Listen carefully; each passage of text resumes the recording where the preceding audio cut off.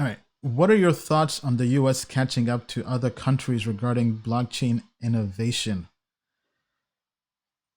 Good question. Good question. I mean, I think the US has been taking a very conservative approach. I mean, as somebody who's traveled to, I mean, on our crypto world tour, we did 35 countries in 12 months in 2018.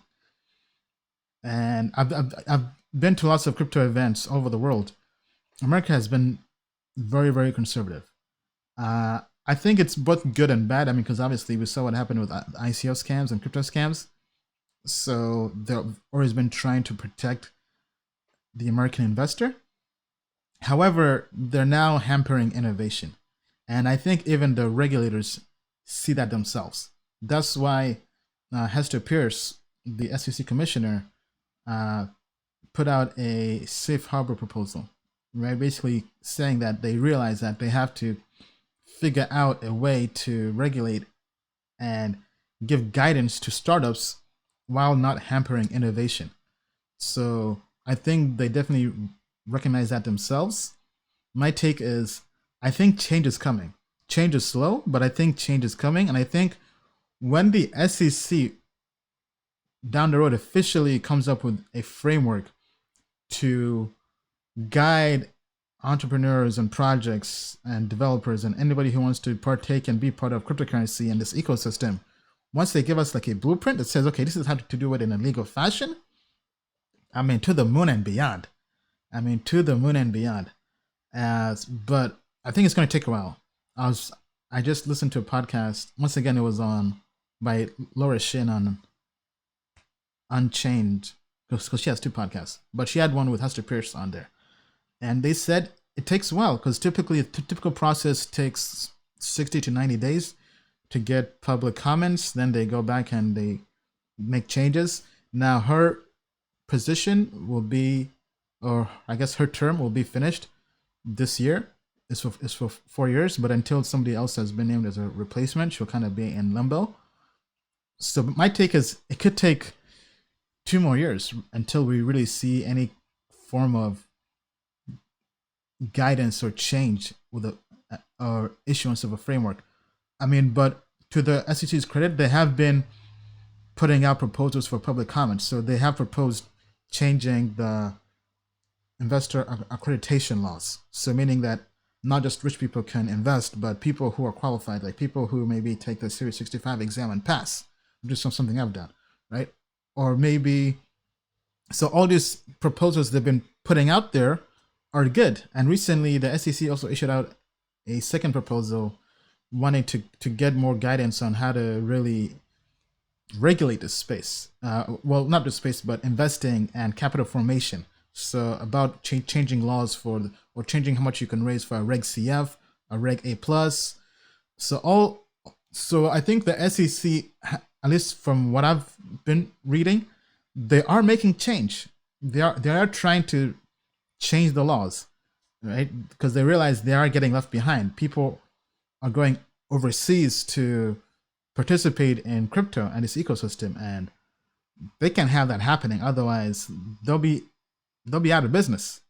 Just kind of as a figure of speech, crypto in America will be out of business. So, I mean, going to your question, what are my thoughts on the US catching up to other countries regarding innovation? I don't think the US will always be at the forefront leading the innovation, but I don't think they'll ever get left behind because they can't allow that to happen, right? So I think they drag their feet, and because they basically let other countries be the guinea pigs, and once they see, okay, this is what works, this is what isn't working, and this is what's happening right now in America, then they come in and they clean up the mess in America in terms of the scams and whatnot, and try to figure out a framework and apply that. But because the US is such a big capital market, and lots of other countries, unfortunately, they just listen to what the US does because it's a big market. And the US also has a habit of strong arming other countries to do what they want, even if they don't want to. So the example, this was a different podcast. This was a podcast from Epicenter I was going through, where they said, for example, what happened in Panama.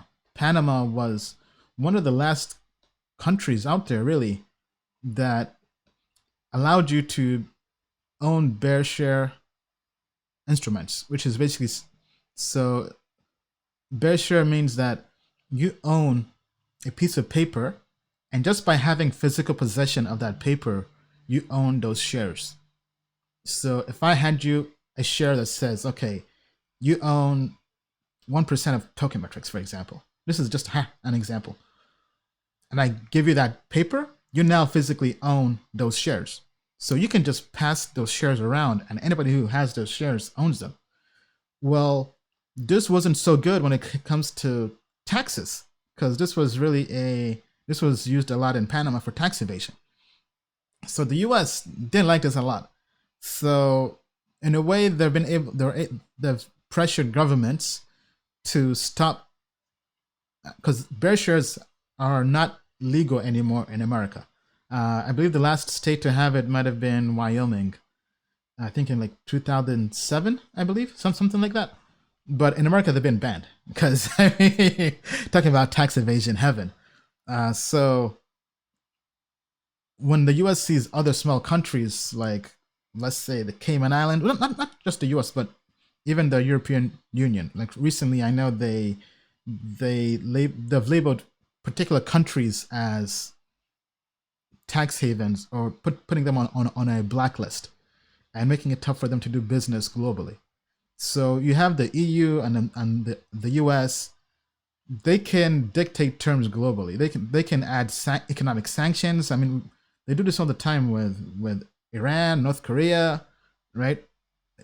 Even now with all these other global governments, with Facebook Libra, with FATFA, and forcing exchanges to comply and share data on their customers with each other.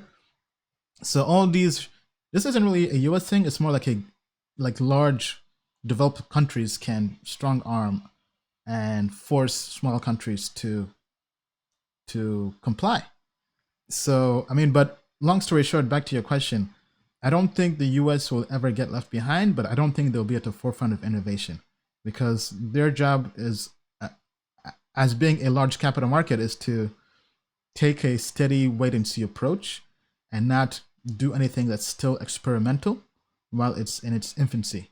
So because of that, I think there will always be a laggard when it comes to innovate. I mean, technology wise, America is definitely very innovative, right? So I'm not saying America isn't innovative. We all know Silicon Valley, all that. But I'm saying when that technology outpaces the compliance and regulation, that's when things can kind of get slowed down, at least from the blockchain and crypto industry. In other industries that don't really have compliance issues, America is very innovative.